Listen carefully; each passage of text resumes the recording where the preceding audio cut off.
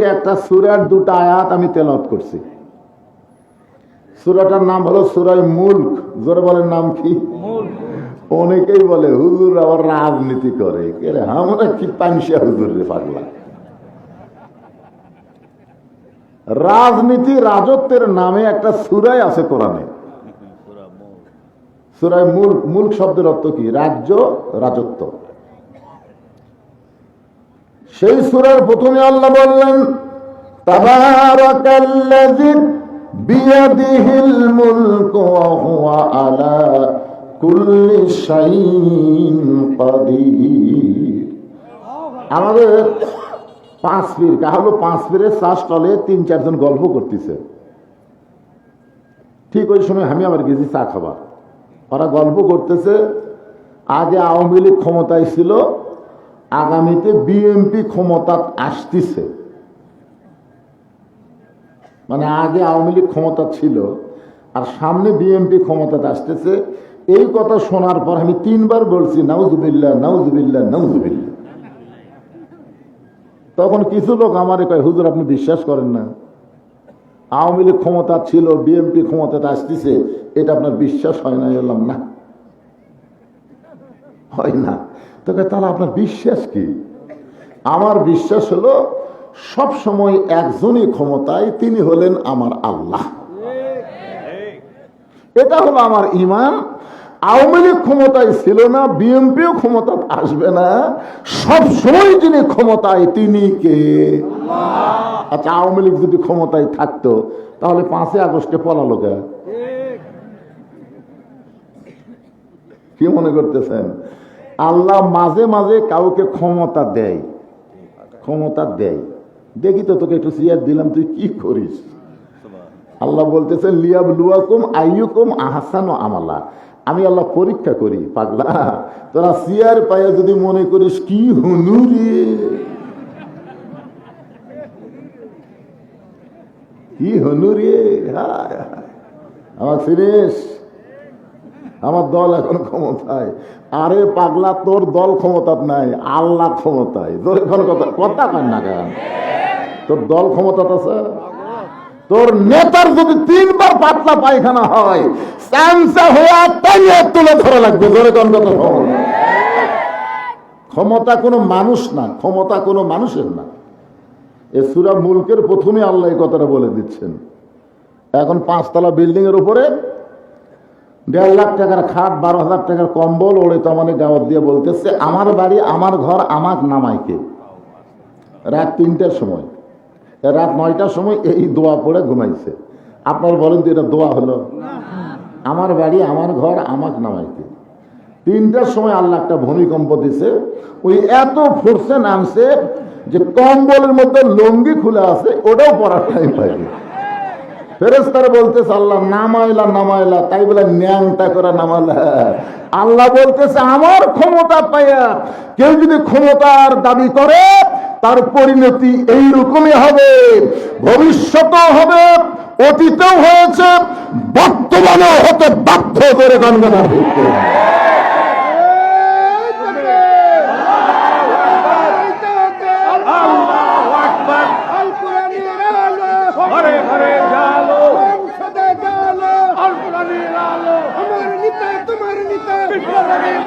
একবারে স্লোগান দেন, এক এক জায়গার থেকে এক এক স্লোগান দিলে হবে। আল কোরআনের আলো সংসদে জালো, লিল্লাহে তাকবীর। এখন আসেন, গোটা পৃথিবীর রাজত্ব, কর্তৃত্ব, মালিকানা একমাত্র কার হাতে? এটা কি আমার কথা না আল্লাহর কথা? ওহু আলা কুল্লি শাইইন কাদির। প্রত্যেকটা বিষয়ের উপরে একমাত্র ক্ষমতা কার? এরপর আল্লাহ বললেন আল্লাযী খালাকাল মাউতা ওয়াল হায়াতা লিয়াবলুয়াকুম আইয়ুকুম আহসানু আমালান ওয়া হুয়াল আজিজুল গফুর। এখন আসেন, আয়াতের মধ্যে আল্লাহ বলতেছে খলাকাল মাউতা ওয়াল হায়াতা, মৃত্যু এবং হায়াতের স্রষ্টাকে বিশ্বাস করতে হবে। আপনারা এখানে যারা বসে আছেন, আপনাদের মধ্যে এমন কোনো ব্যক্তি কি দাঁড়িয়ে বলতে পারবেন যে হুজুর আমার বাড়ির সবচাইতে নিকটে, এই যে পাড়া দেখতেছেন, এই পাড়াতে আমার বাড়ির সবচাইতে নিকটে, আমি এখান থেকে বাড়ি যাবার পারবই? এক একটা লোক দাঁড়িয়ে বলেন তো। এই ছেলে তোমরা একটু কও তো, তোমরা ছোট মানুষ তো, দেখছেন? এই ছোট বাচ্চা বলতেছে না না না, এই কথা বলা থাকবে না। তাহলে এখান থেকে বাড়িতে যাওয়ারই গ্যারান্টি যদি না থাকে, তাহলে মানুষের সংবিধান, মানুষের আইন মানব কেন? এইটুকু গ্যারান্টি যদি দিবার না পারেন, তাহলে আল্লাহর কোরআন ছাড়া তো আমাদের বিকল্প কোনো রাস্তা নাই। জোরে বলেন কথা ঠিক কিনা? কি কথা, বাড়ি যাবার পারবি না? ওই আবার ডক্টর কামালের সংবিধান বসে আছে। মানুষের সংবিধানের মধ্যে ভুল আছে না নাই? সন্দেহ আছে না নাই? ধোঁকা আছে না নাই? আল্লাহর কোরআনের একটা ভুল দেখেন তো, সন্দেহ, ধোঁকা। তাহলে আমরা মুসলমান, তো আমরা মুসলমান হয়ে ভুল, সন্দেহ, ধোঁকার মধ্যে থাকতে চাই না। আমরা চাই যালিকাল কিতাবু লা রাইবা ফিহি হুদাল লিল মুত্তাকিন। এই কিতাবের মধ্যে কোনো সন্দেহ, পাইকারি হারে এই কিতাব সবাইকে হেদায়েত দেবে না। কেবলমাত্র মুত্তাকি বান্দা বান্দি যারা আল্লাহর কোরআন থেকে হেদায়েত পাবে তারা। আল্লাহ বলতেছেন লিয়াবলুয়াকুম আইয়ুকুম আহসানু আমালা। আমি আল্লাহ তোমাদেরকে মৃত্যু হায়াতকে সৃষ্টি করার পরে কি জন্য মৃত্যুর হায়াতকে সৃষ্টি করলাম? পরীক্ষা করার জন্যে। আর পরীক্ষার বিষয়টা হলো সুন্দর আমল। যে কোনো আমল করলে হবে না, আমলটা সুন্দর হওয়া লাগবে। আজকে ওয়ামিলুস সালিহাত, নেক আমল আমাদের বাংলাদেশে আছে, কিন্তু সুন্দর আমল নাই। নেক আমল হলো বাপ নামাজ পড়ে, বেটা নামাজ পড়ে না, দাদা নামাজ পড়ে, নাতি নামাজ পড়ে না, বউ নামাজ পড়ে, স্বামী নামাজ পড়ে না। এইটা নেক আমল হতে পারে, কিন্তু সুন্দর আমল হলো স্বামী নামাজ পড়বে, বউ নামাজ পড়বে, বাপ নামাজ পড়বে, বেটা নামাজ পড়বে, দাদা নামাজ পড়বে, নাতি নামাজ পড়বে, নেতা নামাজ পড়বে, কর্মীরা নামাজ পড়বে। দরকার হলে নেতা ইমামতি করবে, আর কর্মীরা তার পিছনে মুসল্লি হয়ে দাঁড়াবে। নেক আমল আছে আমাদের বাংলাদেশে, নেক আমল নাই। আজান দিলে মসজিদে কি কেউ যায় না? যেরকম যায় কি যায় না? আচ্ছা আপনারা বলেন তো, বাপ গেল বেটা গেল না, বাপ মসজিদে নামাজ পড়বার গেল, বেটা গেল না। কোরআন হাদিসের কোন জায়গাতে আপনি দেখাতে পারবেন যে ওই বাপ জান্নাতে যাবে?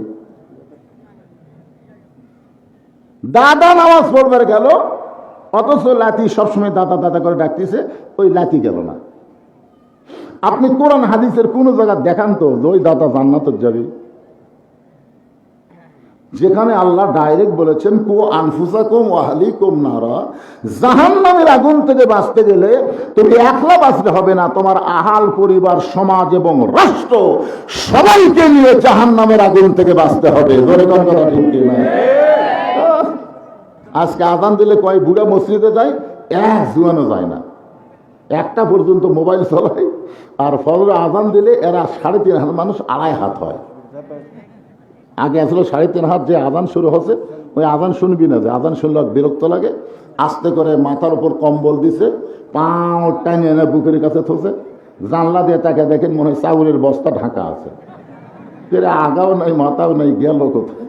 কম্বল টান্দা দেখেন ওর সাইজ আর সকালবেলা সাইড ঠিবে কুত্তার সাইজ, একই সাইজ। তাহলে আপনি বাপ হয়ে নামাজ পড়েন আর বেটা হয়ে কুত্তার সাইজ হয়ে ঘুম পাড়ে, আপনি বাবা জান্নাত যাবেন, এতই সোজা। এই জন্য বলা হচ্ছে সুন্দর আমল। সুন্দর আমল মানে একা একা না, সবাই মিলে। এই সুন্দর আমল যদি আমরা করতে চাই, সুন্দর একটা পরিবেশ লাগবে, সুন্দর একটা পরিবেশ যদি তৈরি করতে চাই তাহলে সুন্দর একটা সমাজ লাগবে। সুন্দর একটা সমাজ যদি তৈরি করতে চাই তাহলে সুন্দর একটা রাষ্ট্র লাগবে। সুন্দর একটা রাষ্ট্র যদি গঠন করতে চাই তাহলে মানুষের সংবিধান দেওয়া হবে না, আমার আল্লাহর কোরআনের সংবিধান লাগবে। কোরআন খালি ওয়াজ শোনার জন্য নাকি? বলছি আজকে আসবে রে, আজকে কি ওয়াজ করে শুনে আসি। আপনারা যা শুনতেছেন না, আপনাকে চাইতে ভালো শ্রোতার নাম আবু জেহেল, জানেন? আপনাদের বসার জায়গা হচ্ছে না, এই কমিটি কি টেনশন করতেছে, দেখো যে একটু চাপাইলেন, বসার জায়গা হচ্ছে না। আর আবু জেহেল বসার চান্সই পায়নি। তাও সামনে না পিছনে চোরের মতন সারা রাত কোরআন তেলাওয়াত শুনছে, সারা রাত। সকালবেলা গিয়ে মিটিং এর মধ্যে মুখ ফসকে বলে ফেলেছে, এত সুন্দর কোরআনের বাণী, রাতটা কোন দিক দিয়ে গেল আমি বুঝবারই পারিনি। আবু সুফিয়ান বলে, নেতা যেই কোরআন শুনতে সারা রাতই চলে যায় সেই কোরআন ধরলে অসুবিধা কি? মানে শুনলেই যদি এত মজা হয় তাহলে এটা ধরার দরকার আছে না নাই?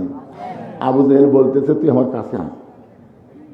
যে কাছে কাছে কানে কানে বলতেছে, পাগল, এ কোরআন ধরলে তোর আমার ভুয়া নেতৃত্ব চলবি। কারণ আমরা যে নেতৃত্ব দিচ্ছি এর নাম ভুয়া রে, ভুয়া ভুয়া। আল্লাহর কোরআন বাদ দিয়ে তারা নেতৃত্ব দেয়, এরা কি? আরো জোরে, জোরসে বলুন, জোর হলো না, আরো জোরে। আল্লাহর কোরআন দিয়ে যখন বাংলাদেশ চলবে তখন আবু জেহেলের মতন ভুয়া নেতৃত্ব এই বাংলার জমিনে চলবে না। জোরে গান কথা ঠিক না? এই কারণেই তো তারা বিরুদ্ধচারণ করে। কোরআনের ওয়াজ শোনো, অসুবিধা নেই। কোরআন তেলাওয়াত করো, অসুবিধা নেই। মানুষ মরে গেলে কোরআন খতম দিয়ে জান্নাতে থুয়ে আসো, অসুবিধা নেই। জীবিত অবস্থায় যেই বেটা কোরআনের হক কথা শুনবার পারে নাই, মরার পরে তার রুহের মাগফিরাতে কোরআন খতম দিয়ে জান্নাতে থুবেন, এই উপায় আপনাকে কে দিছে? আপনারা বলেন তো, কোরআন কি মরা মানুষের জন্য না জেতা মানুষের জন্য? যে কোরআনকে লক্ষ্য করে আল্লাহ বলেছেন, ওয়ানুনাজ্জিলু মিনাল কুরআনি মা হুয়া শিফাউ ওয়া রাহমাতুল লিল মুমিনিন। এর বাংলা স্লোগান হলো, আমি যে বলবো সব সমস্যার সমাধান, আপনার বলবেন দিতে পারে আল কোরআন সব সমস্যার সমাধান। আলহামদুলিল্লাহ। এখন একটু মনোযোগ দিয়ে শোনেন, এই কোরআনটা কি সারা জীবন আমরা শুনেছি, কিন্তু আগামীতে বাংলার জমিনে কোরআনকে আমরা দেখতে চাই। দেখতে খালি শুনলে হবে না ভাই, সব দেখা হলো শেষ। সবই তো দেখলাম, সব দেখা হলো শেষ। আগামীতে দেখবো আল্লাহর কোরআনের বাংলাদেশ। কারা কারা দেখবেন? তুই হাত তুলে আল্লাহকে দেখান, হাত নামান, হাত নামান। এখানে আওয়ামী লীগ, বিএনপি, জাতীয় পার্টি, জামাত, এ শোনেন, কোন দল এখানে নাই। আমরা সবাই এক দল, কোরআনের দল। জোরে গান কথা ঠিক কিনা? হ্যাঁ শোনেন,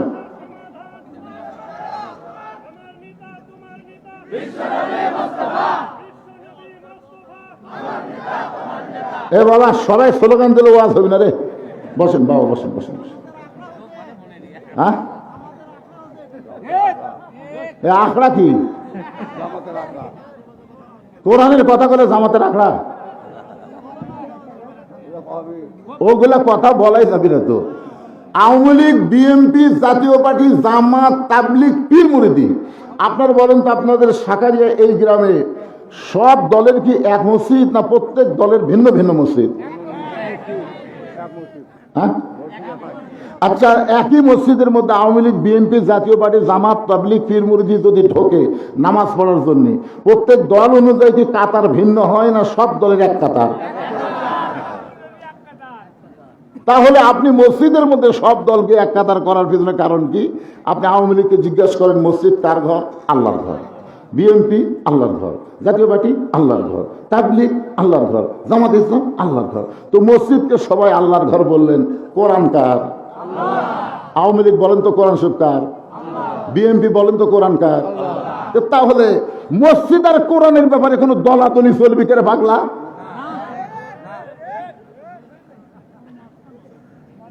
মসজিদ আর কোরআনের ব্যাপারে কোনো দলাদলি নাই। আজকে যদি বিশ্বের কোন নাফাকি শক্তি, হিন্দু বলেন, খ্রিস্টান বলেন, বৌদ্ধ বলেন, আপনার মসজিদ যদি ভাঙবার আসে, আপনি আওয়ামী লীগ বসে থাকবেন? বিএনপি আপনি বসে থাকবেন? আল্লাহর ঘর ভাঙবি আমরা বেঁচে থাকতে? এই জন্য ভাইজান, আপনারা আপাতত যতক্ষণ সামিয়ানার তলে থাকবেন ততক্ষণ পর্যন্ত এখানে কোনো দলের ওয়াজ হবে না, এখানে আল্লাহর কোরআনের কথা হবে। জোরে কোন কথা ঠিক না? আপনারা বলেন এই কোরআন খালি ওয়াজের জন্য আল্লাহ দিছে, যে খালি বক্তা ওয়াজ করবি, শ্রোতারা খালি শুনবি। আল্লাহ কেন বললেন সামিনা অতাআনা? শুনতে হবে, এইটাকে গ্রহণ করার জন্য।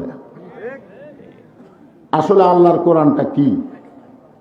এই কোরআনকে যদি আমরা বুঝবার পারি তাহলে সব মতবাদ আমরা লাত্তি দিয়ে কবর দেব, একটাও চলবে না।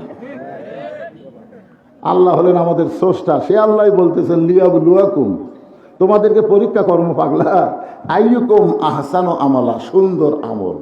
যে আমল নিয়ে দুনিয়া ছাড়া কবর গেলে তোমাদের কবর হবে না, তোমাদের কবর জান্নাত হয়ে যাবে। কয়দিনের দুনিয়া মশান মারতেছেন? কয়দিনের দুনিয়া? কয়দিন আপনি বাঁচলেন একটাবার চিন্তা করে দেখেন তো। এখান থেকে বাড়ি যাওয়ারই গ্যারান্টি আপনি দিবার পারলেন না। বাড়ি যাওয়ার গ্যারান্টি যদি দিবার না পারেন তাহলে একটু মনোযোগ দিয়ে শোনেন, হতে পারে মনোযোগ দিয়ে শোনার কারণে আজকের মাহফিল আমাদের জান্নাত পাওয়ার একটা উসিলা। জোরে কার কথা ঠিক কিনা? হতে পারে কি পারে না? ব্যাকা হয়ে শোনেন না, ব্যাকা হয়ে না, সোজা হয়ে শোনেন। তেড়ে ব্যাকা হয়ে শুনলে ওই আগেও তা পরেও তাই। হুজুর এত নামাজের ওয়াজ করছে, ওই মাগরিব এসাও পড়েনি, ফজরও পড়েনি, তাহলে কি হলো? ওই যে সোজা হয়ে শুনছে, ওই শোনার সময় ব্যাকা হয়ে শুনছে। দেখি তো হুজুর কোন দলের? কিন্তু হুজুর কোন দলের না পাগলা, আমরা সবাই এক দলের। জোরে কোন কথা কর না কেন ভাই? আমরা সবাই এক দলের। অন্য কোনো দিকে নিয়ত করবেন না, মনে করবেন আজকের মাহফিল আমার জীবনের শেষ মাহফিল হতে পারে, আজকের মোনাজাত আমার জীবনের শেষ মোনাজাত হতে পারে। এই জন্য একটু খেয়াল করবেন আল্লাহর কোরআনটা কি।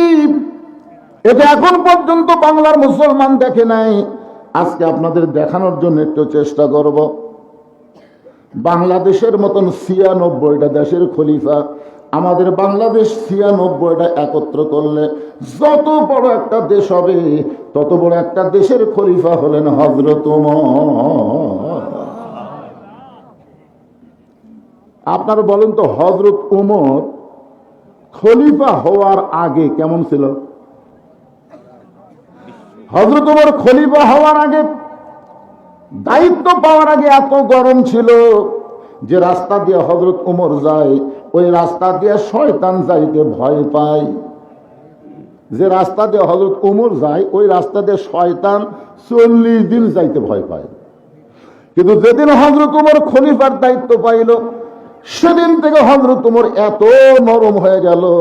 আল্লাহর কোরআন যখন রাষ্ট্র চলবে, নেতা দায়িত্ব পাওয়ার আগে গরম হবার পারে, কিন্তু দায়িত্ব পাওয়ার পর নরম হয়ে যাবে। এখন আমাদের বাংলাদেশে দেখবেন তো, নেতা ভোটের আগে নরম না ভোটের পরে নরম? মানুষের আইন যতদিন চলবে, নেতারা ভোটের আগে নরম হবে।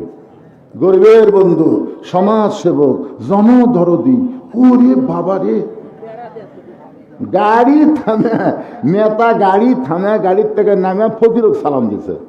আর সালাম, চাচা কেমন আছেন? ফকির খালি চারিদিকে তাকায়, কাক সালাম দিলাম বাবা? বলে আপনার দিলাম, কারণ ভিক্ষা করে খাই। তাই ভোটের আগে তো আপনিও যা আমিও চাই। ওরে নেতা রে! কিন্তু যে নেতা ভোট পাই এমপি হয়ে গেল, নেতা তো এলাকা থাকেই না, মাঝে মধ্যে বেড়াবার আসে, চান্সের অত্যাচারে একটা গরিব নেতার কাছে যাবার পারে না। পরে কোন কথা ঠিক না? আর আল্লাহর কোরআন দিয়ে যখন রাষ্ট্র চলবে, তখন নেতার চরিত্র কেমন হবে এইটা বোঝানোর জন্যই বলতেছি শুধু কোরআন শুনলে হবে না, বাস্তবে আল্লাহর কোরআন নিজের চোখে দেখা লাগবে। মসজিদের মেম্বরে বসে অর্ধ জাহানের খলিফা হযরত ওমর ডান হাতে ডান গালে চড় মারতেছে, বাম হাতে বাম গালে চড় মারতেছে, নিজের গালে নিজেই চড়ায়। এমন সময় ওসমান গনি বলতেছে, আমিরুল মুমিনিন, আপনি কি পাগল হয়ে গেলেন? নিজের গালে নিজে কেন চড় মারতেছেন? ওমর ফারুক বলে, ওসমান, যেদিন থেকে মদিনার খলিফার দায়িত্ব পাইছি সেদিন থেকে আমার অতীতের কথা বারবার মনে হয়ে যায়। অতীতের কথা বারবার মনে হয়। ওসমান গনি বলে, আমিরুল মুমিনিন, আপনার অতীত কি? বলে, আমার অতীত হলো আমি খালার বাড়িতে রাখালি করতাম। ছাগল চড়াবার গেলে বিকেলে যখন ছাগল ফেরত আনতাম, আমার খালা ছাগল গুনে বলতো, ওমর কয়টা নিয়ে গেলে, কয়টা ফেরত আনলে? আমি ছাগল গুনে দিকে 2-4টা কম। আমি আবার দৌড় দিয়ে ওই হারানো ছাগলগুলো খুঁজে খুঁজে নিয়ে যখন খালারে দিতাম, খালা মাথার চুল ধরে বলতো, ওমর, আজকে যেই ভুল করেছো আগামীকাল যদি একই ভুল করো তোমার রাখালি চাকরি কিন্তু আমি ক্যান্সেল করে দিব। আমি খালার পা ধরে বলতাম, খালা, আমার রাখালের চাকরি ক্যান্সেল করে দিলে আমি থাকবো কোথায়, খাবো কি? যে উমর একদিন খালার পা ধরে কেঁদেছে রাখালের চাকরি রক্ষা করার জন্যে, আজকে সেই উমরকে আল্লাহ অর্ধ পৃথিবীর খলিফা বানাইছে। এটা উমরের যোগ্যতাই নয়, এটা কেবলমাত্র আল্লাহর কোরআনের ওসিলায়। এখন আপনারা বলেন, এই কোরআনের ক্ষমতা আছে না নাই? কিন্তু আমাদের বাংলাদেশে এই কোরআনের ক্ষমতা আমরা এখনো দেখতে পারলাম না। শুধু কোরআনের ওয়াজ শুনলাম, কিন্তু বাস্তবে আল্লাহর কোরআনটা কি একটু নিজের চোখে আমাদের দেখার দরকার আছে না নাই? মদিনার খলিফা হযরত ওমর ছদ্মবেশে মদিনার অলি গলি ঘুরতেছে শুধুমাত্র আল্লাহর কোরআনকে দেখার জন্য। হঠাৎ হযরত ওমর দেখতে পায় 2 পাহাড়ের মাঝখানে একটা বিস্তীর্ণ মরুভূমি। ওই মরুভূমির মধ্যে একজন রাখাল উট আর দুম্বা চড়ায়।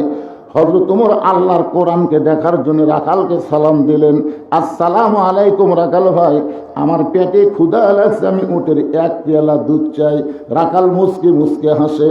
অর্ধ জাহানের খলিফা হযরত ওমর রাখালকে সালাম দিয়েছে, রাখাল সালামের উত্তর দেয় না, উটের দুধও দিবে কিনা সেটাও বলতেছে না, খালি মুসকে মুসকে হাসতেছে।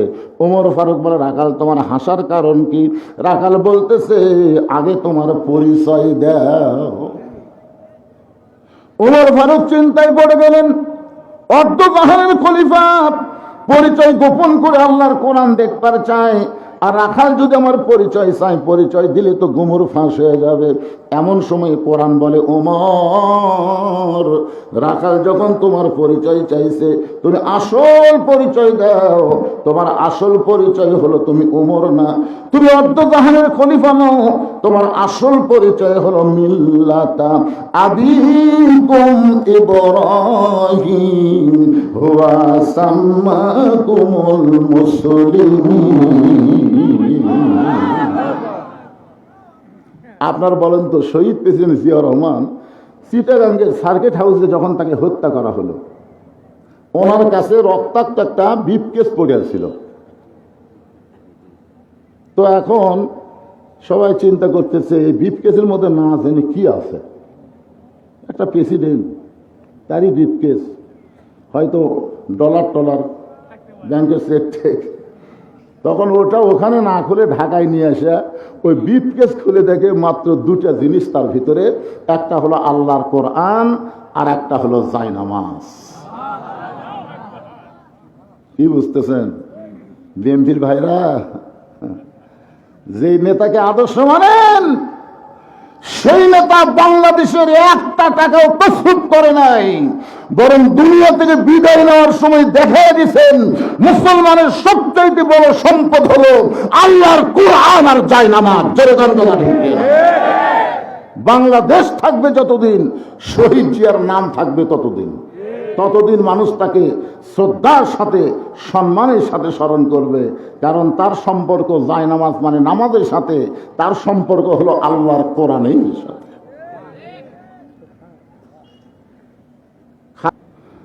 একটু মনোযোগ দিয়ে শুনবেন। ওমর ফারুকের কাছে আল্লাহর কোরআন এসে বলতেছে, ওমর, রাখাল যখন তোমার পরিচয় চাইছে, তুমি আসল পরিচয় দাও।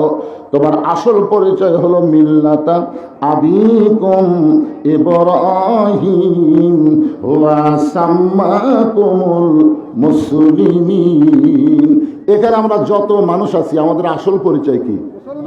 আমাদের জাতির পিতা হযরত ইব্রাহিম, যিনি আমাদের নাম রেখেছে মুসলমান। আমি যেই বলবো আমাদের পরিচয় কি, সকলে বলবেন মুসলমান। আমাদের পরিচয় কি?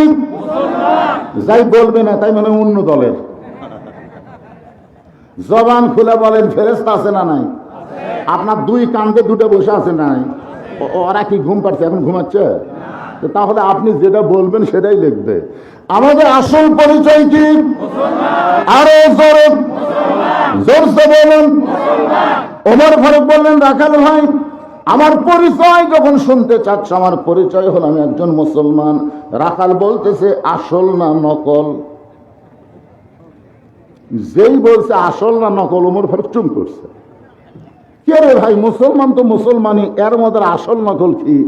রাখাল বলতেছে, আসল মুসলমান যারা হবে তারা চাওয়ার ব্যাপারে সতর্ক থাকবে।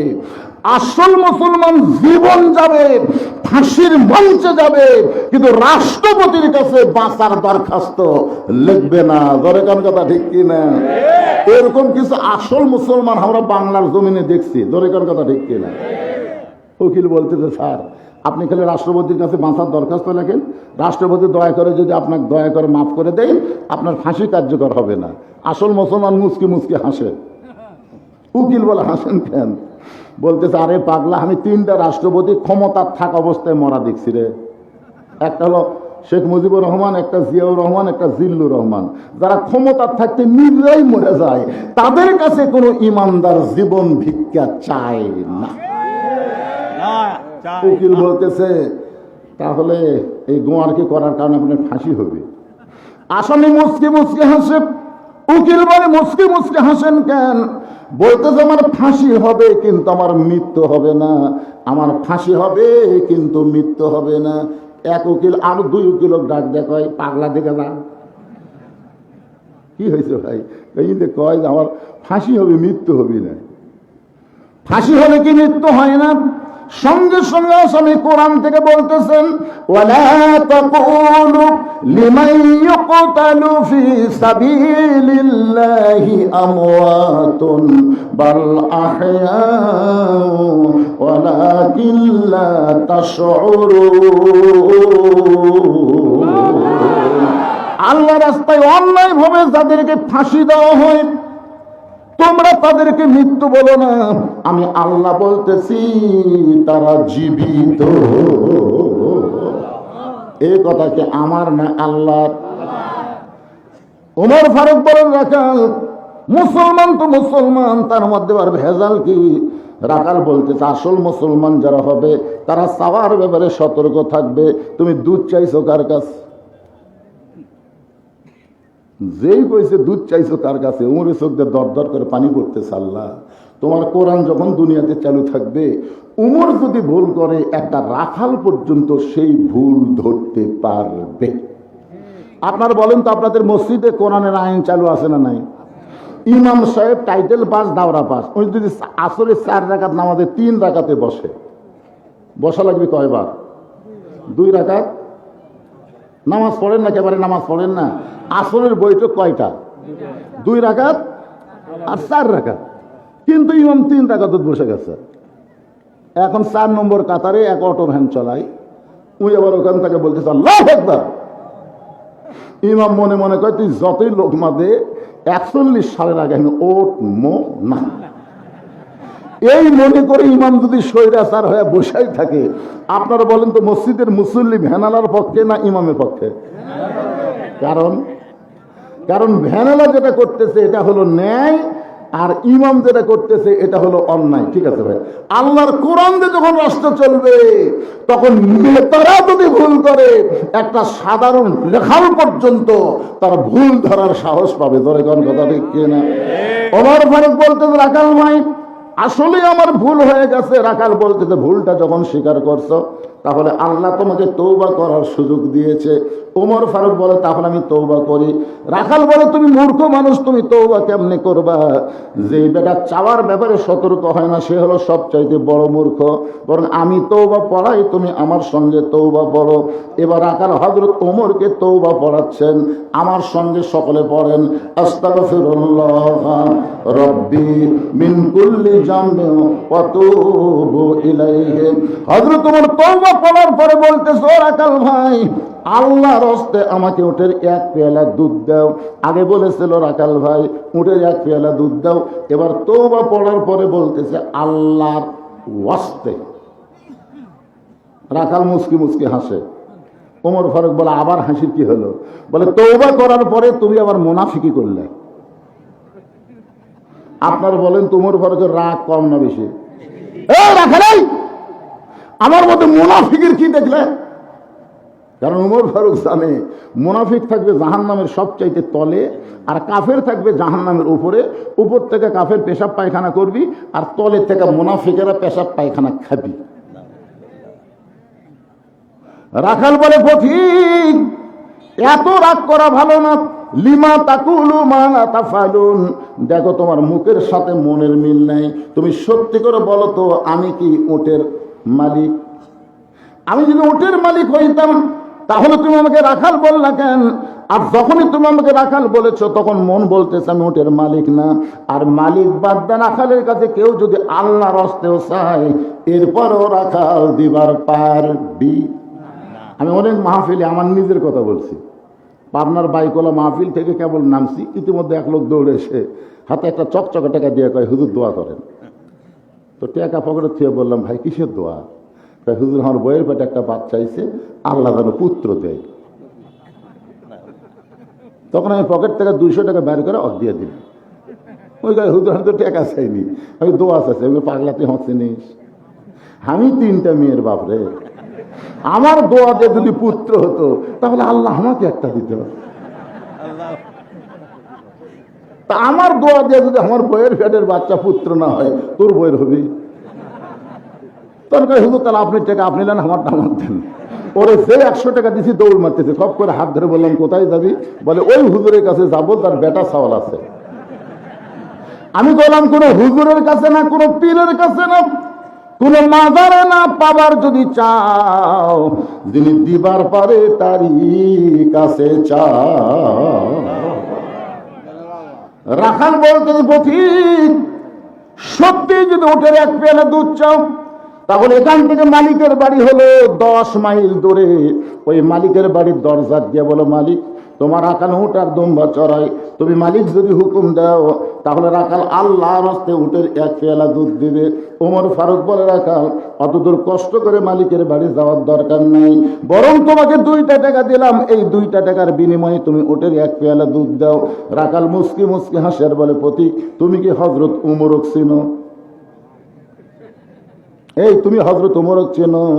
যদি হযরত ওমরকে চিনতা তাহলে এরকম বেসাইরা প্রস্তাব দিতা না।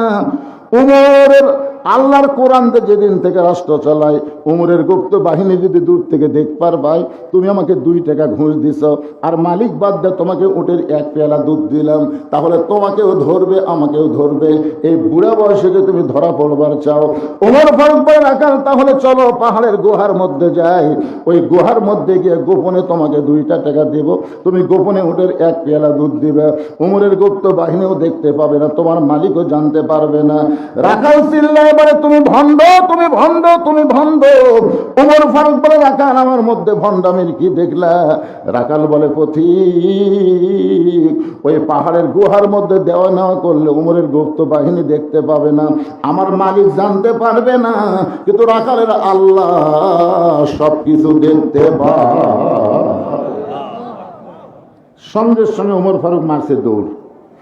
এক দৌড়ে পাহাড়ের পাদদেশে গিয়ে 2 রাকাত নামাজ পড়ে বলতেছে, আল্লাহ তোমার কোরআন এত সুন্দর, তোমার কোরআন যখন দুনিয়াতে চালু থাকবে কেউ না দেখলেও আল্লাহ দেখতেছে, এই বিশ্বাস তার কলিজার মধ্যে চলে আসবে। জোরে কর সুবহানাল্লাহ। বর্তমানে আমাদের কলিজার মধ্যে সেই বিশ্বাস আছে? কথা কন না কেন? তোমার কোরআন যখন দুনিয়াতে চালু থাকবে কেউ না দেখলেও কে দেখবে? প্রত্যেকটা যুবকের হাতে একটা করে মোবাইল থাকবে।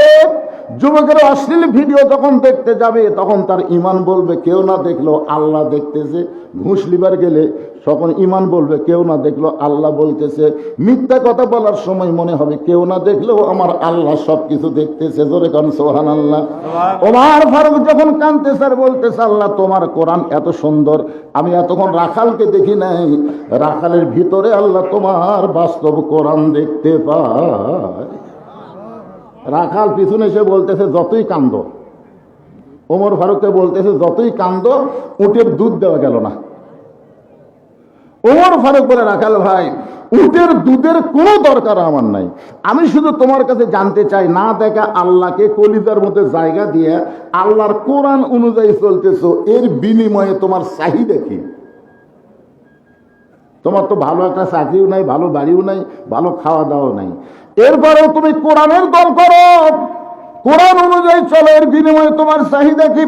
সঙ্গে সঙ্গে রাখাল বলে প্রতীক আমার চাহিদার কথা যখন শুনতে চাও তাহলে আমার চাহিদা হলো রব্বানা, সকলে পড়েন রব্বানা আতিনা ফিদ দুনিয়া হাসানাতাও ওয়া ফিল আখিরাতি হাসানা ওয়া কিনা আযাবান্নার। ওমর ফারুক বলে রাখাল ভাই আমি তোমার চাহিদার কথা শুনতে চাইলাম আর তুমি কোরআনের আয়াত শুনালা, তার মানে রাখাল ভাই তুমি আসলেই মূর্খ। আরে পাগল, এই আয়াত দিয়ে আমি দুটা চাহিদার কথা বললাম। এক নম্বর চাহিদা হলো হযরত উমরকে আমি এক নজর দেখতে চাই, যে উমর আল্লাহর কোরআন দিয়ে রাষ্ট্র চালানোর কারণে আমার মতন রাখাল না দেখা আল্লাহকে কলিজার মধ্যে জায়গা দিবার পারছি, সেই হযরত উমরকে দুনিয়াতে একটা বার যদি দেখতে পাইতাম আমার দুনিয়ার চাহিদা আল্লাহ পুরা করত। আমার দুই নম্বর চাহিদা হলো আমি রাখাল যখন মরে যাব অদম রাখালকে আল্লাহ যেন জান্নাত দেয়। ওমর ফারুক দৌড়ে গিয়ে রাখা আমার হাতের দিকে তাকান, রাখালে হাতটা খপ করে ধরে 3 বার চুমা খাচ্ছে। রাখাল কয় পাগল নাকি রে, আমার ঘামা হাতে তুমি 3 বার চুমা খেলে? ওমর ফারুক বলে রাখাল তোমার 2 নম্বর চাহিদা আল্লাহ পুরা করছে, মরার সাথে সাথেই আল্লাহ তোমাকে জান্নাত দিয়ে দিবে। এবারে সুবহানাল্লাহ কোন না কেন? ওমর ফারুক বলতেছে রাখাল তোমার 2 নম্বর চাহিদা আল্লাহ পুরা করছে, মরার সঙ্গে সঙ্গে আল্লাহ তোমাকে জান্নাত দিয়ে দিবে। রাখাল মুস্কি মুস্কি হাসে। ওমর ফারুক বলে রাখাল সুবহানাল্লাহ বলে হাসো কেন? বলে মরার পরে জান্নাত এ কথা সহজে বলতে পারলে, কিন্তু হযরত উমরকে এক নজর দেখতে পাবো এই কথা বলতে তোমার কোন জায়গা বাজে? আপনারা বলেন তো, যেই উমরক তওবা পড়াছে, কি পড়াছে? যেই উমরক মুনাফিক কইছে, যেই উমরক ভণ্ড কইছে, এখন যদি উমর বলে ভাই তুমি তো উমরক দেখ পারছো, আমি সেই উমর রে, বলাও সারা, রাখাল হাত ফেল করে মরাও সারা। জোরে কোন কথা ঠিক কিনা? উমর ফারুক চিন্তায় পড়ে গেলেন, আমি উমর এই কথা রাখালকে কেমনে বলবো? যে রাখাল আমাকে তওবা পড়াইছে, মুনাফিক কইছে, ভণ্ড কইছে, এখন কি করব? এমন সময় আল্লাহর কোরআন বলতেছে উদউ ইলা সাবিলি রাব্বিকা বিল হিকমা। ওমর ডাইরেক্ট যদি বলবার না পারো তাহলে হিকমত অবলম্বন করো। ওমর ফারুক বলে রাখাল ভাই সত্যি যদি তুমি ওমরকে দেখতে চাও তাহলে ফজরের নামাজ তোমাকে সামনে কাতারে আদায় করা লাগবে। ফজরের নামাজ যদি সামনে কাতারে আদায় করো, মেহরাবের মধ্যে লক্ষ্য করে দেখবা যেই মানুষটা ইমামতি করবে ওই মানুষটি হলেন হযরত ওমর। এখন একটা কথা আপনাদের কাছে আমি ক্লিয়ার করে শুনতে চাই, আল্লাহর কোরআন দিয়ে যখন রাষ্ট্র চলবে তখন প্রত্যেকটা নেতাকে ওই এলাকার বড় মসজিদের ইমাম হওয়া লাগবে। এখন কি হওয়া লাগবে? এখন দেখেন তো আমাকে নেতাকে খবর কি? কি বলতেছে ওমর? রাখাও সত্যি যদি ওমরকে দেখতে চাও তাহলে ফজরের নামাজ কোন নামাজ? সামনে কাতার আদায় করা লাগবে। সামনে কাতারে যদি ফজর আদায় করো তাহলে মেহরাবের দিকে লক্ষ্য করে দেখবা যেই মানুষটা ইমামতি করতেছে ওই মানুষটি হলেন হযরত ওমর। রাখাল ছোট বাচ্চার মতন কান্দে। ওমর ফারুক বলে রাখাল কান্দো কেন? বলে কান্দার কারণ হলো আমি বারান্দার নামাজ পড়ি, আমি ভিতরে ঢোকার সাহস কোনোদিন পাই না। ভিতরে দামি দামি নবীর সাহাবী, ওই দামি দামির মধ্যে আমি রাখাল কেমনে যাই? ওমর ফারুক বলে, রাখাল তুমি বারান্দায় নামাজ পড়ো, তুমি কম দামি, আর ভিতরে যারা নামাজ পড়ে এরা বেশি দামি। এই কথা তোমারে বুঝাইল কে? ইন্না আকরামাকুম ইনদাল্লাহি আতকাকুম, ওই ব্যক্তি সবচাইতে দামি হয় যারা কলিজার মধ্যে আল্লাহর বেশি ভয়। আপনারা কি মনে করতেছেন আমি সিয়ারত বসবাস করতেছি আর আপনারা খেরত বসবাস শুনতেছেন? আমি দামি আর আপনার কম দামি? হাসরের ময়দানে দেখা যাবে আমার মতন বহু বক্তাকে আল্লাহ তক্তা বানায় জাহান্নাম দিছে, আর আপনাদের মতন বহু শ্রোতাকে আল্লাহ বিনা হিসাবে জান্নাত দিয়ে দিছে। উপরে থাকলে দামি হয় না রে পাগলা।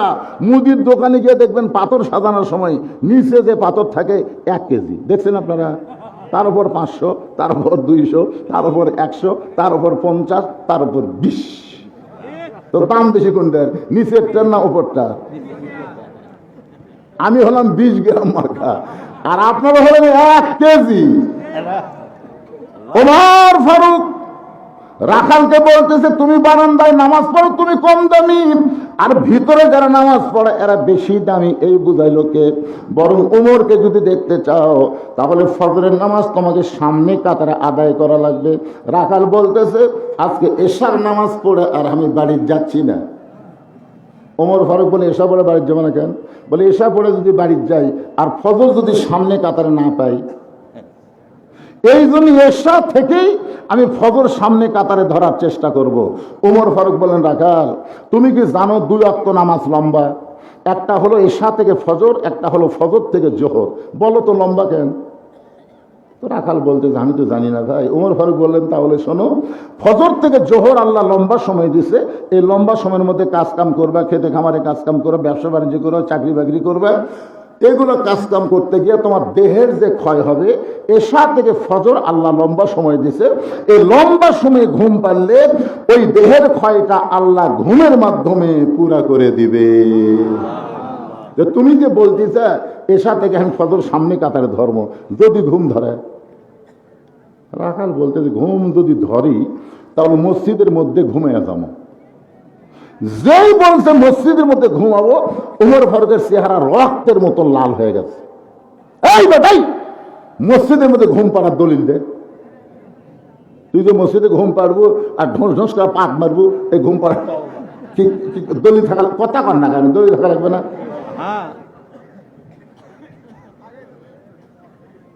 শোনেন, ঘুম পাড়া তো দূরের কথা, জোহর নামাজ পড়ে সবাই বাড়িতে গেছে, এরা 3 জন মুসল্লি 4 ফ্যানতে গল্প করতেছে।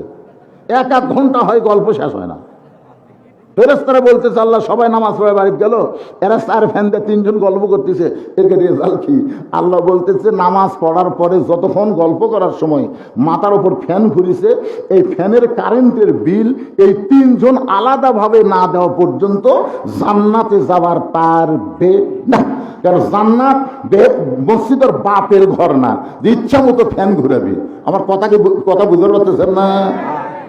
ছোটবেলায় শোনেন, ছোটবেলায় আমরা দেখছি কাঁচা পেঁয়াজ কাঁচা রসুন খায় কেউ যদি মসজিদের মধ্যে ঢোকে, মুরব্বীরা,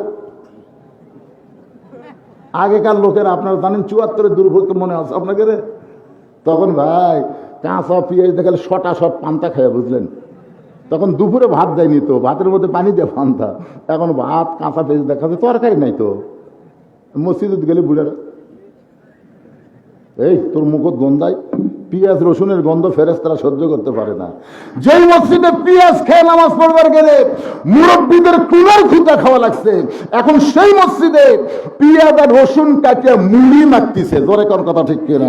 মসজিদকে তোর বাপের রান্নাঘর।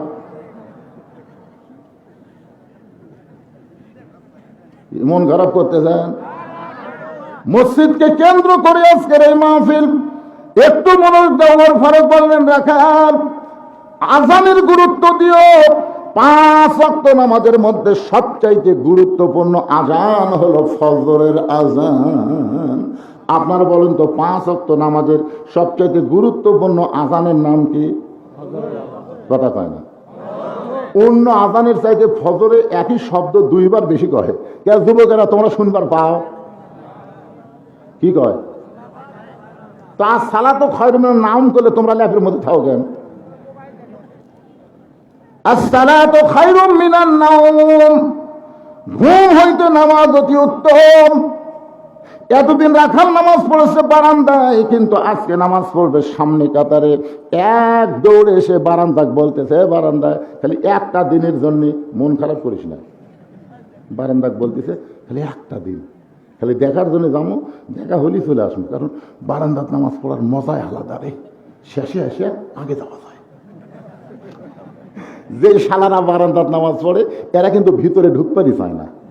হ্যাঁ, আমি বহু যুবককে বলছি, কে ভাই অনেক আগে আছে, চলো ভিতরে দেখে। না হুজুর আপনি না, কারণ ভিতরে গেলেই বিপদ, ঠিক মতো বারান যায় না।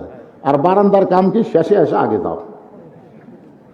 রাখাল এতদিন বারান্দায় নামাজ পড়েছে, আজকে পড়বে সামনে কাতারে।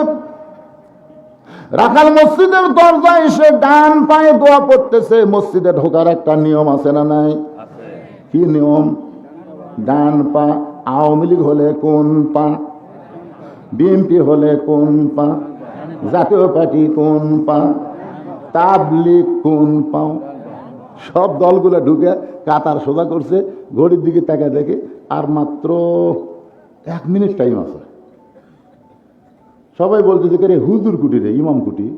তখন একজন বলতে যে হুজুরের বইয়ের অসুখ বাড়ে, হুজুর বউ লিয়া শহীদ যে মেডিকেল কলেজত গেছে। তখন আওয়ামী লীগের সভাপতি বলতেছে, তাহলে আমরা তো বিএনপি, আওয়ামী লীগ, জাতীয় পার্টি কাতার সোজা করতে পারে, কিন্তু ইমামতি করবি কে? খুবই চিন্তা পড়ে গেছে। আর সময় নাই, 30 সেকেন্ড টাইম আছে। ইতিমধ্যে দেখে বারান্দাত একজন জামাতের মৌলবি ঘুরতেছে। তখন আওয়ামী লীগের নেতা বলতেছে, ভাই বাইরে কেন, ভিতরে আসে সামনে যান। বাইরে কেন, ভিতরে আসে সামনে যান। আমরা কাতার সোজা করছি ভাই, আপনার জন্য সামনের জায়গা তুলছি, কে পারিস না? পারিস না? তাহলে কাতার সোজা পারিস, যাতো সামনে যাতো। আওয়ামী লীগ কয় আমি মাঝে মধ্যে এই কাতারত পড়ি, জীবনে সামনে যাই না। বিএনপি কয় বড় দূর আকামত দিবার পারি ভাই, ওই জায়গা খাড়া হওয়ার উড়া থামান নাই। তখন বলতেছে, ভাই রে তাহলে আমি যে যুদ্ধ অপরাধী জামাত ভাই, আমার তোরা জোর করে সামনে দিচ্ছ, এখন নিয়ত করার সময় কি বলবি? একতে যাই তো বেহাজাল রাজাকার কবু না ইমাম কবু? ইমাম মানে নেতা, দরকার ইমাম মানে কি? আওয়ামী লীগ চিল্লায় বলতে, পাগল তুই জামাত, আমি আওয়ামী লীগ, ওই বিএনপি, ওইটা হলো বাহিরের কথা, ভিতরের কথা আমরা ভাই ভাই, আমরা একসঙ্গে জামাত করতে চাই। এই দিন আল্লাহর ঘরের মধ্যে ঢুকতে গেলে কোনো দলের নিয়ম না, নবীর সুন্নাত অনুযায়ী ঢোকা লাগবে। ধরে কোন ঠিক কিনা? তাহলে কোন পায়ে? শুধু ডান পায়ে ঢুকলে হবে না, জবান কোন একটা দোয়া পড়া লাগবে। আল্লাহুম্মা ফতাহলি আবওয়াব রাহমাতিক, এই দোয়াটা পড়ে রাখাল মসজিদের মধ্যে ঢুকে সামনে কাতারে যাবার চাই। প্রত্যেকটা সাহাবী নড়ে সরে রাখালকে সামনে কাতারে যাওয়ার রাস্তা করে দেয়। রাখাল চোখের পানি বের করে বলে, আল্লাহ বারান্দায় থেকে ভাবলাম কি, আজকে ভিতরে ঢুকে দেখলাম কি। বারান্দায় থেকে মনে করেছিলাম এরা দামি দামি, কিন্তু আজকে ভিতরে ঢুকে দেখতেছি এরাও একেবারে সামনে কাতারে মেহরাব বরাবর। মানে উমরকে দেখতে জানো এর খুব সুবিধা হয়, এই সুবিধার জন্য সামনে কাতারে মেহরাব বরাবর দাঁড়ায় রাখাল। ফজরের 2 রাকাত সুন্নত নামাজ আদায় করেছে। ফরজের পূর্বে 2 রাকাত সুন্নত আল্লাহ রাসূল বলেছেন এত দাম, আসমান জমিন বিক্রি করে দিলেও তার সমান হবে না। ফজরের 2 রাকাত সুন্নত পড়ে রাখাল চুপটি করে বসে আছে। ইতিমধ্যে এক সাহাবী মসজিদের মধ্যে ঢুকে দেখে জায়গা দখল। ভাই এখান থেকে একটু মনোযোগ দিয়ে শোনা লাগবে। এক সাহাবী মসজিদের মধ্যে ঢুকে দেখে কি জায়গা দখল করে, আমার জায়গাতে কে বসে আছে? ওই সাহাবীর নাম কিন্তু ওসমান গনি। সাহাবীর নাম কি? মসজিদে শুধু একজনের জায়গা দখল। যে ব্যক্তি ইমামতি করবে, ইমামতির জায়গায় সহজে কেউ যাবার পারবে না, কিন্তু মুসল্লির জায়গা তো দখল থাকার কথা না। জোরে কোন কথা ঠিক কি না? কিন্তু ওসমান গনি কেন বলতেছে আমার জায়গায় এটা কে বসে আছে? এই কথাটা ওসমান গনি বলে নাই, এই কথা বলেছেন আল্লাহর নবী। আল্লাহর নবী বলেছেন, আমি যখন ইমামতি করব, আমি বরাবর যিনি পিছনে দাঁড়াবে তার নাম হলো আবু বকর। আবু বকর যখন ইমাম হবে, আবু বকর বরাবর পিছনে যিনি দাঁড়াবে তার নাম হলো ওমর। ওমর যখন ইমাম হবে, ওমর বরাবর পিছনে যিনি দাঁড়াবে তার নাম হলো ওসমান। ওসমান যখন ইমামতি করবে, ওসমান বরাবর পিছনে যিনি দাঁড়াবে তার নাম হলো আলী। আলী যখন ইমামতি করবে, আলী বরাবর পিছনে। নবী আর কারো নাম বলেন না। সাহাবীরা বলে, রাসূলুল্লাহ, হযরত আলী যখন ইমামতি করবে, আলী বরাবর পিছনে কে দাঁড়াবে? রাসূল বললেন, মা ইয়ান্তিকু আনিল হাওয়া ইন হুয়া ইল্লা ওয়াহয়ুন ইউহা। এ আলী পর্যন্ত হলো খোলাফায়ে রাশিদিন। সুবহানাল্লাহ কোন না কেন? তাহলে হযরত উমর যখন ইমামতি করবে, উমর বরাবর পিছনে কে দাঁড়াবে? এতক্ষণ কি শুনলেন? জোরে কোন নাম কি? কিন্তু একজন বসে আছে। ওসমান কয়, আমার জায়গায় বসে আছে রে, কে রে? কিন্তু আল্লাহ রাসূল বলেছেন, আমার ওসমান হচ্ছে হায়াউন ওসমান। ওসমান হলো সবচাইতে সরম আর নরম। ওসমান গুলি চিন্তা করতেছে যে আমার জায়গায় যখন বসে আছে, দেখি তো ফাঁকা আছে কিনা। যায় দেখে রাখালের ওই পাশে ফাঁকা। ওই ফাঁকা জায়গায় ওসমান গুলি ফজরের 2 রাকাত সুন্নত নামাজ আদায় করে বসে রাখালের দিকে মাত্র 3 বার তাকাছে। আমার আঙ্গুলের দিকে তাকান কয়বার? 3 বার। একবার যেই তাকাইছে রাখাল, মানে তাকাতেই রাখাল। আপনার যদি বিশ্বাস না করেন, মূর্খ মানুষের দিকে একবার তাকায় দেখবেন। এক ভ্যান আলা আমার গাড়ির সাথে একেবারে ওর আঁকড়া ভেজে দিবি, বুঝছেন? অটো ভ্যান তো আগে চলাচ্ছিল পাও দিয়ে, এখন এই ব্যাটারি দিয়ে চলা, এর যা মশান হবে ভাই, বুঝলেন? মনে হয় এরা পাইলট। হ্যাঁ, এরা বুঝলি না যে একটা গাড়ি আসতেছে, আমার ভ্যান নিয়ে যাবো, এটা আসতে যাই, রাস্তা ভেজে যেতে পারে, বুঝলেন? এত জোরে টানতেছে, মানে পাইলট উড়ে দেবে। তবে ড্রাইভারকে বললাম, রে বাবু, যে হারে আসতেছে তুই গাড়ির চাকা মাটির দে। ড্রাইভারকে, না হুজুর আমাকে দামি। এই কিসের দামি পাগলা? না না, দিতে দিতে ওর আঁকড়া বেজা গেল, আমার গাড়ির বডির সাথে আঁকড়া বাজা গেল। আপনার বলেন তো, একটা আঁকড়া বাজলে ওই আঁকড়া বাজার দাগ তুলবার গেলে কত টাকা লাগবে? মানে গোটা গাড়ি আবার রং করা লাগবে। তা আমি একটু জানলা খুলে, একটু রাগ করে জানলা খুলে খালি ওর দিকে একবার তাকাছি, ওই ভ্যানালার দিকে। ওই গায়ে, হুজুর কি মশান মারতেছেন? ফট করে জানলা তুলে দিতে, ওরে বাবা, একবার তাকাতেই যে গরম। মূর্খ মানুষের দিকে তাকাইলেই তারা গরম হয়। ওসমান গনি একবার তাকাতেই রাখাল ঝাঁকি খাইছে, যেই 2 বার তাকাইছে চিৎকার দিয়ে উঠছে, যেই মাত্র ওসমান গনি 3 বার তাকাইছে, সঙ্গে সঙ্গে রাখাল বলে, এই মিয়া বারবার তাকাও কেন? ওসমান গনি কাঁপতে কাঁপতে দাঁড়ায় বলতেছে, ভাইজান, আমি কোনোদিন আপনাকে সামনে কাতারে দেখি নাই, আজকে প্রথম দেখতেছি, এই জন্যই তো বারবার দেখতেছি। ভাই আপনি কে গো? আপনার পরিচয় কি? রাখাল বলতেছে, আমি বারান্দায় নামাজ পড়ি, আমার পরিচয় হলো আমি একজন রাখাল, আমার পরিচয় হলো আমি একজন রাখাল। যেই বলছে আমি একজন রাখাল, ওসমান গনি মুস্কি মুস্কি হাসতেছে। যেই বলছে আমি একজন রাখাল, ওসমান গনি মুস্কি মুস্কি হাসার কারণ কি জানেন? রাখাল যারা হবে এদের ভাষা নরম হলে চলবি না। এই জন্য আল্লাহ রাসূল বলেছেন, প্রত্যেকটা অভিভাবককে আল্লাহ তাআলা দুনিয়াতে রাখালের দায়িত্ব দিয়ে প্রেরণ করছে। প্রত্যেকটা অভিভাবকের উপরে আল্লাহ রাখালের দায়িত্ব দিছে। ধরে কোন কিসের দায়িত্ব? এখন হয়তো আপনি চিন্তা করেন, হুজুর আমার তো গরু ছাগল নাই, তাহলে আমি কিসের রাখালি করবো? আপনি চোখ বন্ধ করে দেখেন আছে, খালি চোখ বন্ধ করে দেখেন আছে। আপনার বাড়িতে 50 বছরের একটা গাভী আছে,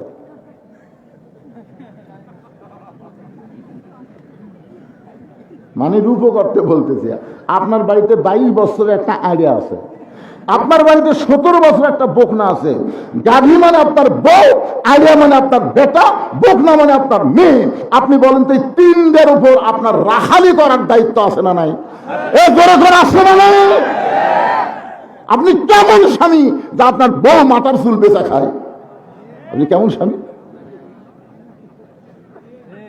আপনাকে এলাকাতে মেয়ে মানুষের মাথার চুল বেচে না? যে মেয়ে মাথার চুল বিক্রি করে খাচ্ছে, ওর স্বামী জান্নাতে যাবার পারবি না, ওর তালাক না দেওয়া পর্যন্ত। আর যদি তালাক দেয় তাহলে জান্নাতে যাবে।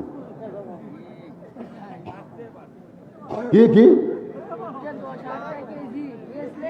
আরে টাকা কি করবি রে? মেয়ে মানুষের মাথার চুল শুধুমাত্র একজন পুরুষ, পৃথিবীতে মেয়েদের মাথার চুল শুধুমাত্র একজন পুরুষ মানুষ লাড়িয়ায় চাড়ায় দেখতে পারবে। বাপও পারবে না, মেয়ে যখন যুবতী হবে বাপও পারবে না, ভাই যখন পারবে না, বোন যখন বড় হবে, শুধু একজনই পারবে, সেই ব্যক্তি হলো তার স্বামী। স্বামী ছাড়া মেয়েদের মাথার চুল লাড়িয়ায় চাড়ায় কেউ দেখতে পারবি। স্বামী ইচ্ছা করলে বইয়ের মাথার চুল লাড়বি, মাথার চিরুনি দিয়ে হাসিয়া দিবি, মাথার চুল খুবা বান্ধা দিবি, মাঝে মধ্যে মাথার চুল বালিশের উপর দিয়ে সারা সঙ্গী ঘুম পারবি। হুন্না লিবাসুল্লাহ কুম কোয়ান্তম লিবাসুল্লাহ হুন্না। কিন্তু এখন ফেরওয়ালা চুল কিনবার এসে বলতেছে, ভাবি আর সামান্য হলে 200 টাকা হয় ভাবি। আরে আমি তো এত কষ্ট করে এক সপ্তাহ জোগালাম ভাই, দেখি দেখি আপনি একটু ধৈর্য ধরেন। ওই বাড়ির যে মুড়া চিরুনি দিয়ে বুঝলেন, খালি পট পট করে ছিঁড়ে আনে, দেখেন তো ভাই। ফেরওয়ালা লাড়া ছাড়া বলতেছে, ভাবি তাও টান টান, যাক সামনের সপ্তাহে একটু বেশি দিবেন। তাহলে চিন্তা করেন, আপনার বইয়ের মাথার চুল ফেরওয়ালা লাড়িয়া ছাড়া কিনা ওজন দিয়ে নিচ্ছে, আর মরে গেলে ওর মাথার কাপড় দিবেন। 5টা কাপড়ের মধ্যে মেয়েদের 2টা কাপড় বেশি, একটা হলো সিনা বাং, একটা হলো মাথা বাং। যে মেয়েরা যেত অবস্থায় মাথার চুল বেঁচে খায়, মরার পর ওর মাথা বান্ধে কোনো লাভ হবে না। বলে কথা কন না কেন, কথা কন না কেন? তাহলে আপনার গাভী মানে আপনার বউ কি করতেছে, আপনি স্বামী হিসাবে রাখালি করার দরকার আছে না নাই? আপনি মসজিদের সামনে কাতারে ঈশান নামাজ পড়লেন, আলহামদুলিল্লাহ, আপনার মতন ভালো মুসলমান কে আছে? কিন্তু সেই বাড়ির মধ্যে গেলেন, ঘরের মধ্যে থেকে হরি হরি হরি হরি করে, আমি মুসলমান মসজিদের সামনে কাতারে নামাজ পড়লাম, আর আমার ঘরের মধ্যে হরি হরি লোল যায়। দেখেন আপনার গাভী বউ ভারতের স্টার জলসা দেখতেছে। চিন্তা করে দেখেন, আপনি সামনে কাতারে নামাজ পড়বেন আর আপনার বউ ভারতের স্টার জলসা দেখবে, আপনার রাখালি করার দরকার আছে না নাই? আপনি আস্তে করে রিমোট হাতত নেবেন, হাতত নিয়ে বলবেন, বিবি তুমি যে ভারতের স্টার জলসা দেখতেছো, এই ভারত আমাদের কত বড় শত্রু তুমি কি জানো? বউ বলবে, আমি তো জানি না। তখন আপনি বলবেন, আমাদের 400 বছরের পুরাতন বাবরি মসজিদ ভাঙ্গা ভারত ওই জায়গায় রাম মন্দির বানাইছে। মন্দির বানানোর বহু জায়গা ভারতে ছিল, কিন্তু ফাঁকা জায়গায় মন্দির না বানায়া আমাদের মসজিদ ভাঙ্গা ওই জায়গায় মন্দির বানাইছে। যে ভারতের মালওয়ানের বাচ্চারা, হিন্দুর বাচ্চারা মুসলমানের মসজিদ ভাঙ্গা মন্দির বানায়, সেই ভারতের কোন চ্যানেল মুসলমানের বিবি দেখতে পারে না।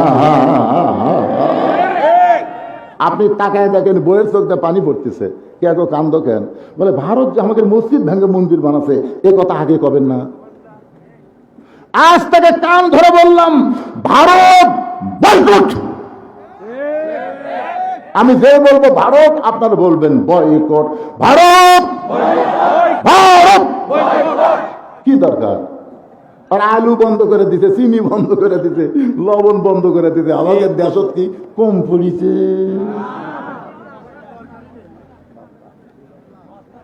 ওমা মিন দাব্বাতিন ফিল আরদি ইল্লা আলাল্লাহি রিজকুহা। এবারে এই মুরব্বি কি করে রে? এই ছেলে রে, এই যে মুরব্বি উঠা যায়, ওই ফাঁকা জায়গা তোরা বসে পারিস না? খালি বসলেই জান্নাত রে পাগল।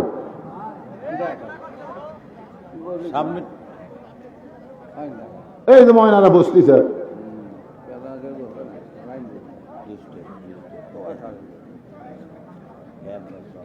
কি বিরক্ত হচ্ছেন? তাহলে আপনার 22 বছরের একটা ছেলে আছে, আপনার 22 বছরের একটা ছেলে, যাকে আমি বললাম আইডিয়া, এই ছেলের উপর আপনার রাখালি করার দরকার আছে না নাই? আপনার ছেলে কি করতেছে জানেন? সকালবেলা বাড়িতে বের হস, এমন একটা টাইট ফুল প্যান্ট পরিছে, টাইট, যে ফুল প্যান্ট, যে আমার সামনে এক বেটা বসে আছে, কেবা এই এটা বসে পেশাব করা যায়? হাসতেছেন কে? এই ফুল প্যান্ট পরে বসে পেশাব করা যাবে না। পেশাব করবে গেলে চেন খুলবি আর মারবি। তো আপনার ছেলে শোনেন, পেশাব বসা করলে পেশাব কিরকম নিংড়িবি, আর ডানায় পেশাব করলে পেশাব কিরকম নিংড়ে, নিংড়া বোঝেন না? ডানায় পেশাব করলো, যখন মনে করলো পেশাব শেষ, এই মনে করলো চেন টানলো, এরপরেও 3 ফোঁটা পেশাব করবি। তাহলে দিনে যদি 3 বার পেশাব করে, 3 তিরিকে কত? তো 9 ফোঁটা পেশাব যদি ওই ছেলের এই ওই টাইট ফুল প্যানে পড়ে, তাহলে ওই পেশাব আস্তে আস্তে শুকে যাবি, ওই যন্ত্রের তাপ দিয়ে শুকে যাবি। তো শুকে গেলে আপনার কত পেশাব শুকে গেলে কি জীবাণু মরে না তাজা হয়? জীবাণু বেশি তাজা হয়ে যায়। ওই তাজা জীবাণু কি করে, ওই জায়গার যে যন্ত্রগুলো আছে ওই যন্ত্রের মধ্যেই অ্যাটাক করে। অ্যাটাক করে কিছুদিন পরে দেখবেন বেলা মাছের মতন হসে। ইন্ডিয়ান হারবাল ছাড়া কাম হবি না। এই জন্য দেখবেন মাদ্রাসার ছেলে, মাদ্রাসার হুজুর, এদের বউ কি সুখে আছে, আর এই যারা ফুল প্যান্ট পরে টাইট ঠিক মতো পেশাব করে পানি লাই না, ওরকে বাড়ির মধ্যে কি বিপদ আছে যা শুনবেন। তাহলে আপনার ছেলের দিকে আপনার খেয়াল করার দরকার আছে না নাই? আপনার 17 বছরের একটা মেয়ে আছে, আপনার 17 বছরের মেয়েটা, আপনি দেখেন তো এই মেয়েটা কি করতেছে, হাইল করে কিলকিল করে গোটা পাড়া ঘুরতেছে। আপনি বাবা হিসাবে আপনার মেয়ের উপরে রাখালি করার দরকার আছে না নাই? নবীর মেয়ের বয়স হলো মাত্র 9 বছর। মাত্র 9 বছরের ফাতেমা ঘরের মধ্যে বসে হাতের মধ্যে চুরি দিয়া মুসকি মুসকি হাসতেছে। হাতের মধ্যে চুরি দিয়া মুসকি মুসকি হাসে। মেয়েটার বয়স হলো মাত্র 9 বছর। আল্লাহ রাসূল ঘরের মধ্যে পা দিয়া, আর নবী ঘরের মধ্যে ঢুকলেন না। নবী ঘর থেকে যখন বাহিরে আসলেন, ফাতেমা চমকে গেল, যে বাবা ঘরের মধ্যে ঢুকে আমাকে মা মা বলে আদর করে, আর সেই বাবা ঘরের মধ্যে না ঢুকে বাইরে কেন? বারান্দায় গিয়ে দেখে নবীর চোখ দিয়ে দর দর করে পানি পড়তেছে। ফাতেমা হাঁটু গেড়ে বসে, 9 বছরের বাচ্চা হাঁটু গেড়ে বসে বলতেছে, বাবা আপনার চোখের মধ্যে পানি, কি দুঃখ আপনার, এমন করে কেন কাঁদতেছেন? রাসূল বলে, ফাতেমা, যে দুনিয়াতে সাজবে মা, আল্লাহ তার আখিরাতের সাজ কমায়া দিবে। বেশি ওয়াজ করা লাগে নাই, এইটুকু কথা বলার সঙ্গে সঙ্গে ফাতেমা হাতের 2টা চুড়ি খুলে মাটির ফাইলা দেয়। নবী দৌড়ে গিয়া চুড়ি 2টা করে জামার পকেটের মধ্যে ঢুকায়। ফাতেমা বলে, বাবা, যে চুরি হাতে দেওয়ার কারণে আপনি বারান্দায় এসে কানলেন, আমি সেই চুরি ফেলে দিলাম, আপনি কেন কুড়ে পকেটের মধ্যে ঢুকাইলেন? রাসূল বলে, ফাতেমা রে, আয় আয়, তুই আমার কাছে আয়। ও ফাতেমা, তোর কি কখনো মনে হয় তোর বাবা বিশ্ব নবী বলে আল্লাহ তোকে জান্নাত দিবে? তোর বাবা বিশ্ব নবী বলে আল্লাহ তোরে জান্নাত দিবে, এই কথা কি কখনো মনে হয়? ফাতেমা বলতেছে, বাবা, আমার সব সময় মনে হয় আমার বাবা বিশ্ব নবী বলে আল্লাহ আমাকে জান্নাত দিবে। রাসূল বলে, ফাতেমা রে, জান্নাতে যদি যাবার চাও মা, তাহলে তোমার বাবা বিশ্ব নবী হওয়ার কারণে জান্নাতে যেতে পারবা না। জান্নাতে যাইতে গেলে জান্নাতের আমল করে তোমাকে জান্নাতে যেতে হবে। এই কথা বলে নবী আর কিছুই বললেন না। কয়েক বছর পরে আল্লাহর নবীর কাছে ফাতেমা বললেন, বাবা, ওই যে আমাকে বলেছেন জান্নাতে যাইতে গেলে জান্নাতের আমল করে জান্নাতে যাইতে হবে, আপনি তো আমলের কথা বললেন না। রাসূল বলে, ফাতেমা, মেয়েদের জন্য মাত্র 4টা আমল করা লাগবে। 1 নম্বর আমল হলো 5 ওয়াক্ত নামাজ পড়বা। 24 ঘন্টার মধ্যে 5 বার নামাজ পড়লে নামাজের হক আদায় হবে। ও ফাতেমা, 12 মাসে 1 মাস রোজা রাখলে রোজার হক আদায় হবে। স্বামী যদি খেদমত চায় ফাতেমা, তাহলে স্বামীর খেদমত করবা, ওয়াজাতা স্বামীর খেদমত করবা না। খেদমত করতে গেলে স্বামীর হুকুম লাগবে। স্বামী চাইলে খেদমত, না চাইলে না। আমার কথা কি বুঝলেন? স্বামী খেদমত চাইলে খেদমত করা লাগবে। ওয়াজাতা কোনো বউ যদি স্বামীর খেদমত করে, বুঝবেন অতি ভক্তি। কথা কয় না, অতি ভক্তি। হঠাৎ যদি দেখেন আপনার বউ এসে আপনার ভুরু টিপতেছে, কপাল টিপতেছে, আপনার বাতাস করতেছে, আপনার এটা দিচ্ছে সেটা দিচ্ছে, তাহলে বুঝবেন উনি আজকে একটা অন্যায় ওয়াজ করবে। হঠাৎ ওয়াজটা কি হয়, আপনার মায়ের বিরুদ্ধে বলবি, না হয় আপনার বাপের বিরুদ্ধে বলবি, না হয় আপনার বোনের বিরুদ্ধে বলবি, না হয় আপনার ভাইয়ের বিরুদ্ধে বলবি, মানে আপনার যারা তাদের বিরুদ্ধে বলবি। চাপাত খালি লাগতেন উচিত শালা। জীবনে ওর বাপের বিরুদ্ধে, ওর মায়ের বিরুদ্ধে, ওর ভাইয়ের বিরুদ্ধে কোনোদিন কথা কয়? কথা কন না কেন? এই যে আমাকে 5 ফির মেলা গেল, 5 ফির মেলা গেল, আমার বউ এসে বলতেছে, এই মেলা কিন্তু আমার বাপও কোয়া লাগবে, আমার মাও কোয়া লাগবে, আমার ভাইও কোয়া লাগবে, আমার বোনও কোয়া লাগবে, আমার বোনের স্বামী কোয়া লাগবে। আমি লিস্টই করলো। তারপরে বললাম, আর কাক কোয়া লাগবে? আচ্ছা, না, অত কারণ আজ থেকে উঠে দেয় আমার শোকে ধারে তো একটা লাঠি আসছিল বুঝছেন, ওই লাঠিটা নিয়ে এসে আমি বললাম আর কাক তো আমার আপনার কথা, আপনার গুলোর কথা তখন একটু মনে থাকে না কে, তোর গুলোর কথা মনে থাকে তা আমারটা বললে কি হলো। এই শালীরা এত খারাপ, হাসতেছে।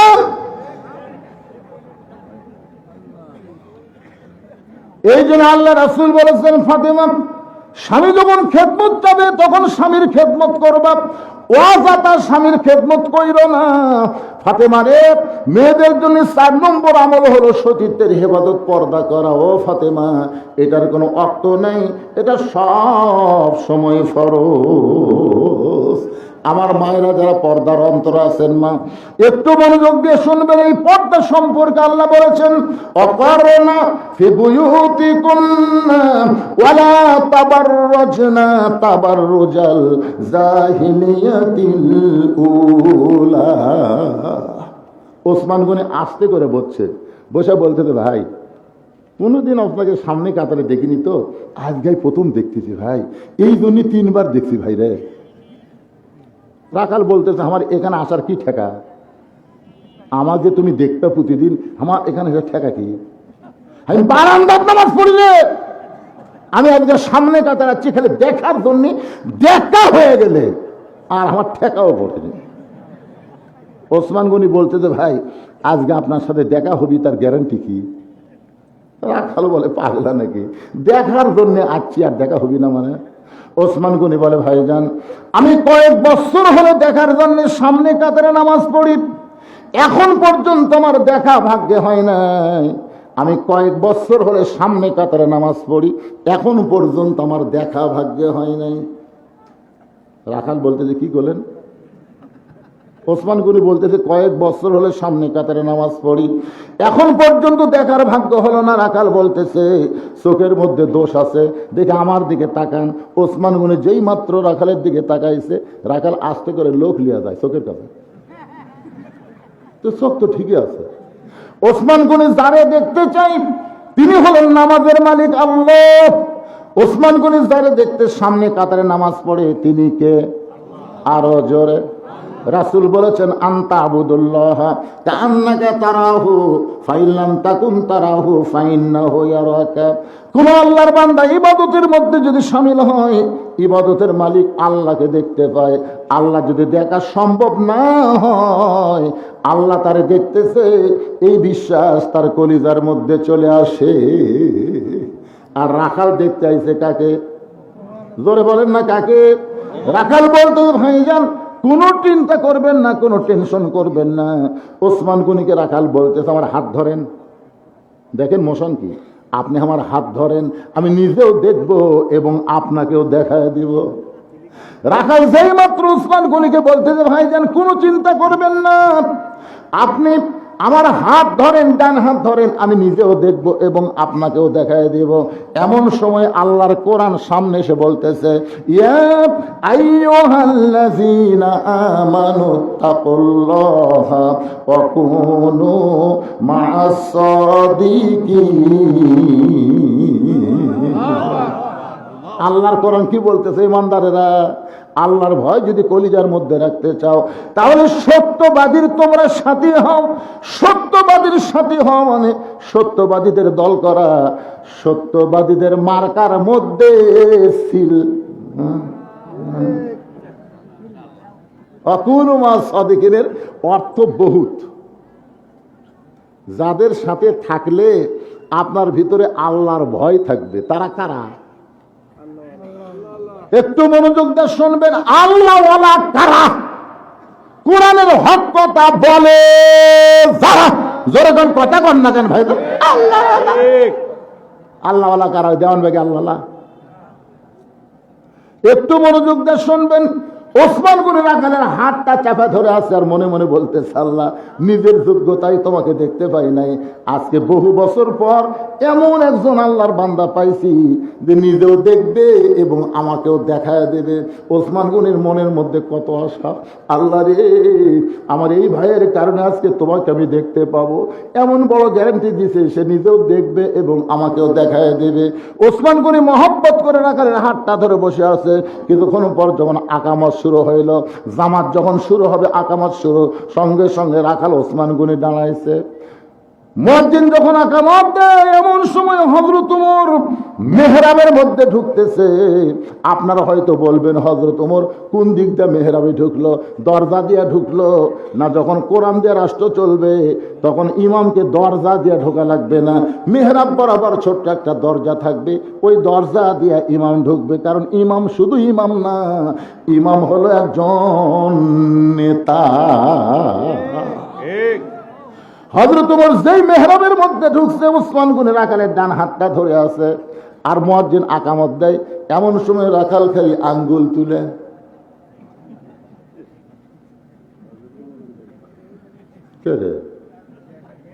ই তো আমার খুলো। উমর যদি দেখবার চাওতে সামনে কাতার যায়, তো উমরও দেখবার আসে এই মাল কাইটি আঙ্গুল আঙ্গুল ঢোকার চিন্তা করতেছে। যেই মুয়াজ্জিন কদ কামাতিস সালাহ বলেছে, সঙ্গে সঙ্গে রাখাল আল্লাহু আকবার, রাখাল যে আল্লাহু আকবার কইছে, সঙ্গে সঙ্গে ওসমান গনি হাত ছাড়া দিয়েছে। হাত ছাড়া দিয়ে বলতেছে, ভাইজান, ইমাম যদি ভুল করে তাহলে মুসল্লি লোকমা দেয়, এখন পর্যন্ত আকামতি শেষ হয় নাই আর তুমি আল্লাহু আকবার লোকমা দিলা। রাখাল বলে, এই জন্যই তো তুই কানা, এত বছর হলে সামনে কাতে নামাজ পড়ি, এখন পর্যন্ত দেখবার পাস না। রে পাগল, আমি কি জন্য লোকমা দিলাম তুই কি জানিস না?